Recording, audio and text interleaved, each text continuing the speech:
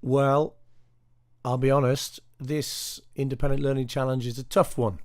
Um, we take off from a previous learning challenge based on Reaper, the industry standard sequencing software that we used last year. Now, if you have arrived in this year, you haven't done the previous learning challenge, there's no need to do it. However, you should certainly take a look at the video for that learning challenge that we did in year 7. Otherwise, there'll be some assumed knowledge here that you don't have. So take a look at that. All videos are available on the same YouTube channel, so you can get to that and take a look at that first.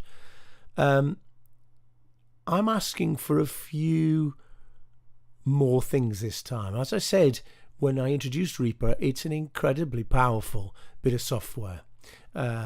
You know, real film tracks, real pop songs, real classical production is done using this software. So it's really got tons of functionality. Very, very high spec bit of software, and I really just scratched the surface last time and wanted you to get some sort of experience using a sequencer, some sense of what they do. They are essentially a multi-tracking piece of software that allow you to record various ideas and layer ideas one at a time, one on top of the other, one at a time, if you like. What I want you to do this time is a little bit different. First of all, I don't want you just to limit yourself to MIDI. Okay, and you remember that MIDI is the system by which keyboards speak to computers. They effectively speak using codes because they're computer devices, rather than sounds, and then as users we have to tell the computer, well, what sound do we want it to produce when it reads these codes, because the codes just say play this note and stop playing this note. It's really quite a simple system. The other thing, of course, we can do using sequencers, we can record audio. Now, audio is different to MIDI because audio is an electrical representation or a computer representation of real sound. It's not just code saying play a note, stop playing a note. It is the note itself coded up. Okay, so if we want to record an acoustic guitar or somebody singing, then it's audio that we need to record. And I want this composition of yours to include live instrument being recorded in addition to MIDI. So that's the first key difference. So that's new.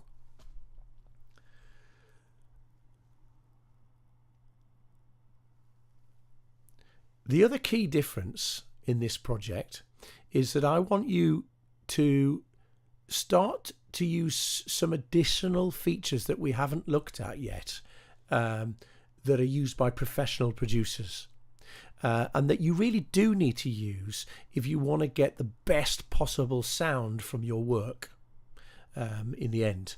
Okay, and those features include things like compression, EQ, reverb, things that are basically used in all production projects. Some of these things you're going to have to look up yourself, because that's part of the nature of these projects, is your independent inquiry. You will achieve so much more if I give you a suggestion of what you can do, but leave you to explore and experiment. No doubt about it. As long as you know what you're looking for, you can use the internet to do a little bit of research, and you can play around with the software. Okay, so I'm going to show you in a moment some of those things and what they're used for, and then leave you to explore beyond that.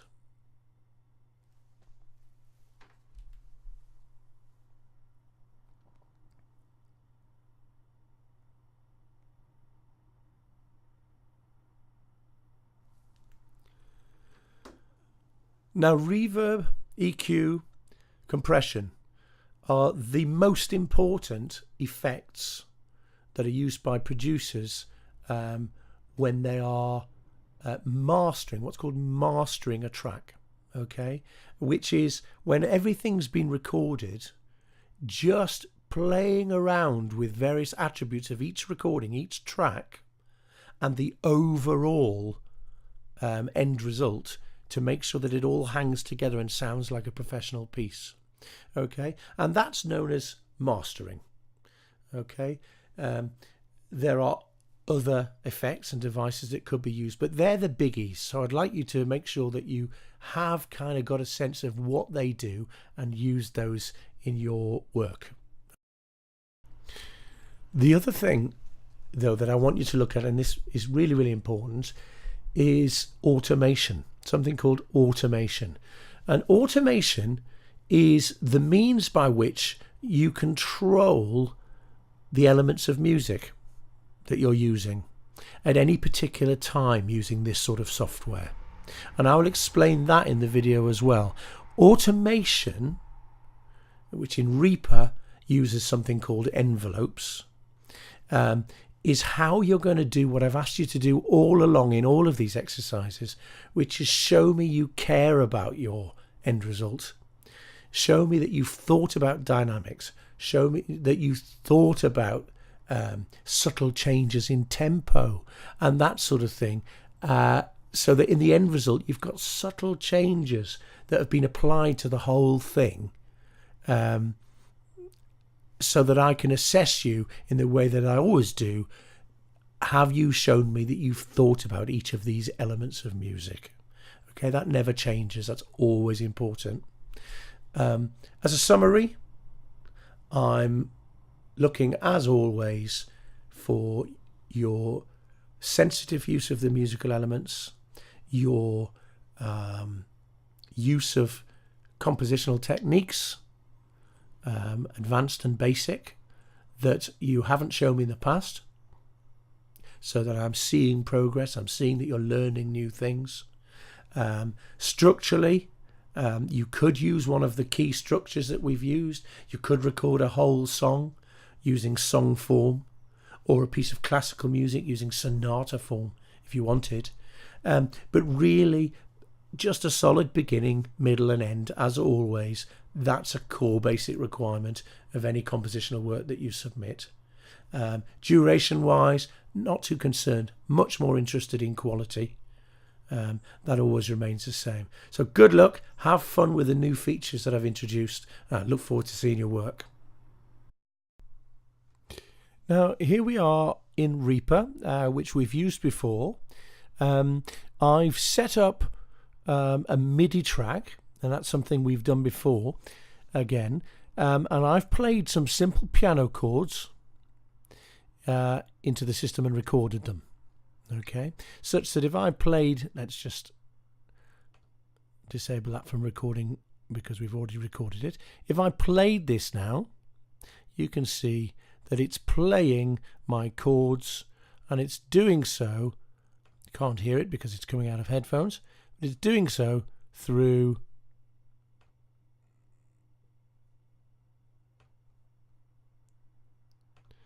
you can see that it's doing so through the piano plugin.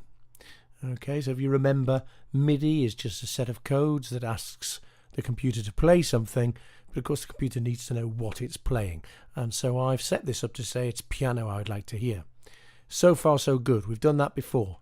Now what I'd like you to do in this project, I would like you to also record some live instruments.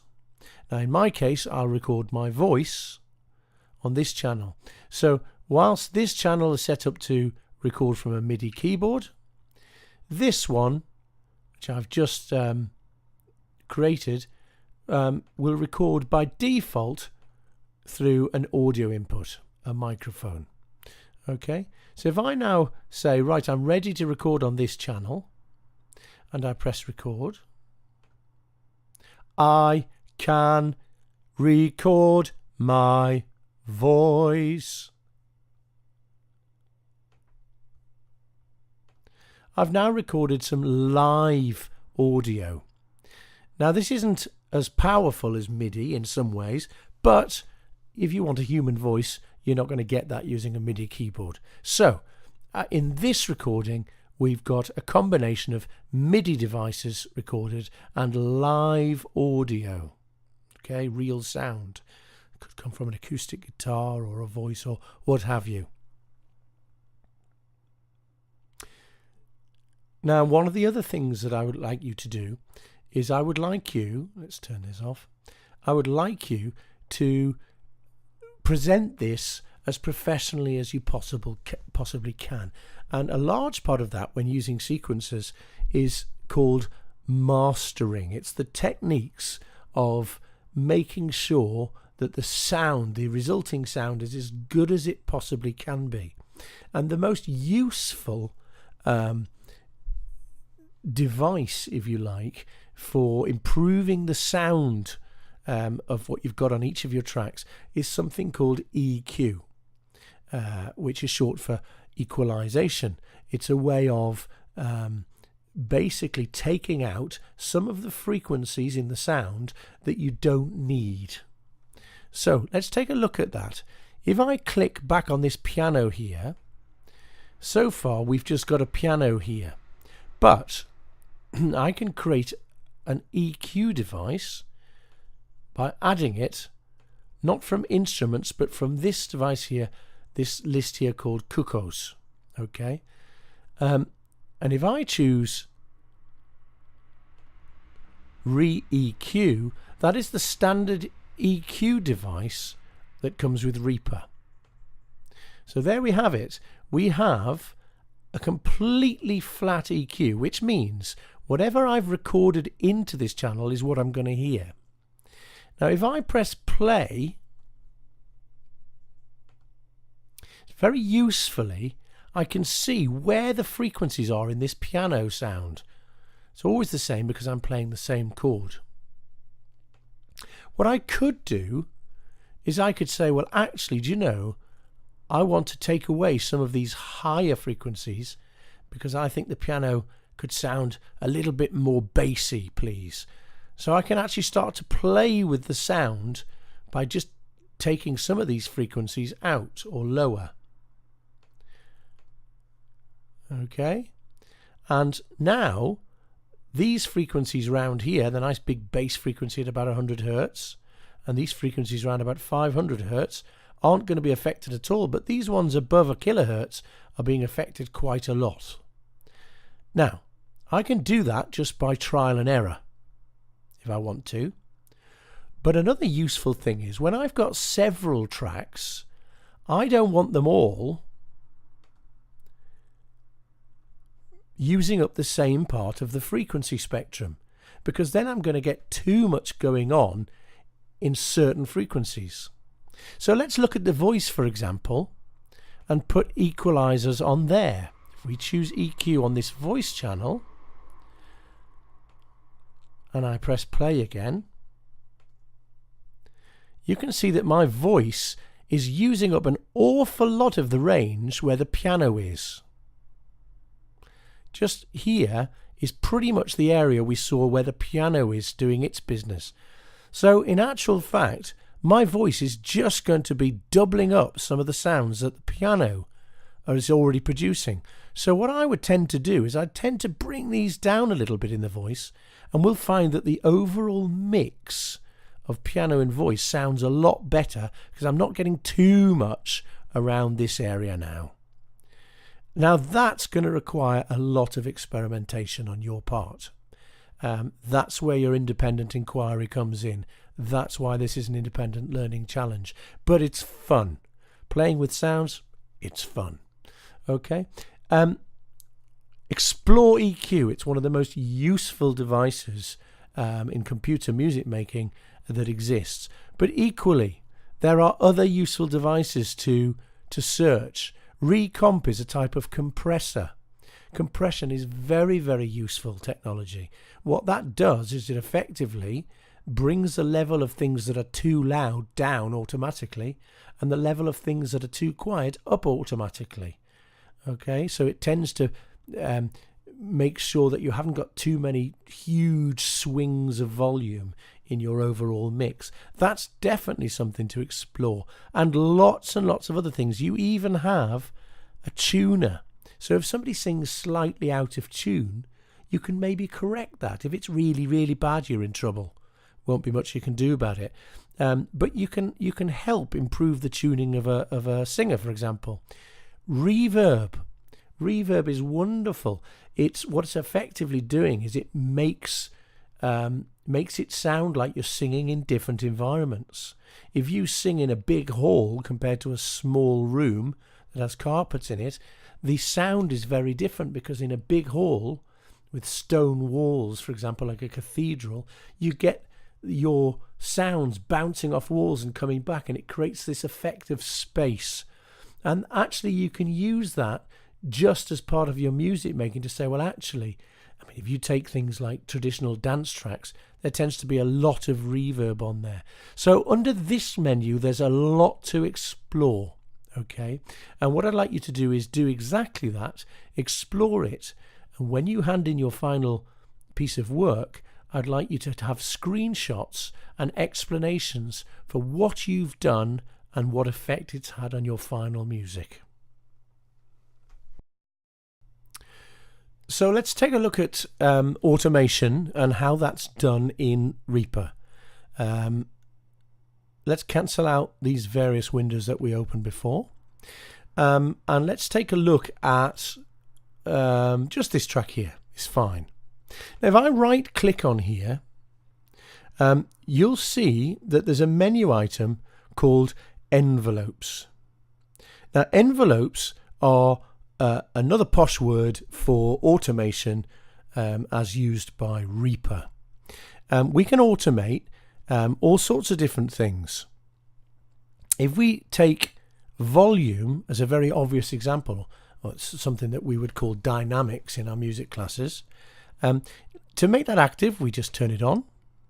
And what we see here is attached to this track, our vocal track where we sang earlier, I've now got a volume envelope that I can use to control exactly how the volume of that track changes over time. Now, hopefully your singers have been able to express their singing dynamically as you recorded them. All right, but if you would like to make some global changes, so for example, let's say you wanted to actually fade out this vocal line over the duration of its recording, it's really simple. You create little points on this line. The moment, it's just saying everything's at the same volume that it was recorded at. Okay? But if I create a little point here by right-clicking and creating a point, and then I create a point about halfway through, and then one at the end, here, what I can do is I can say, well, let's build this up to a real climax. So that's going to get louder as it's played. Let's start from really quite quiet and let's fade away to absolutely nothing. And I've created this volume envelope so that no longer when I play this am I just getting what was recorded in. I'm getting what was recorded in, but that's been modified by this envelope, this volume envelope. Okay, we can do that for all sorts of different parameters. If I put various effects on this, let's say I put delay on here, or echo, so that when I sing alone, it will come back alone, alone, alone, alone.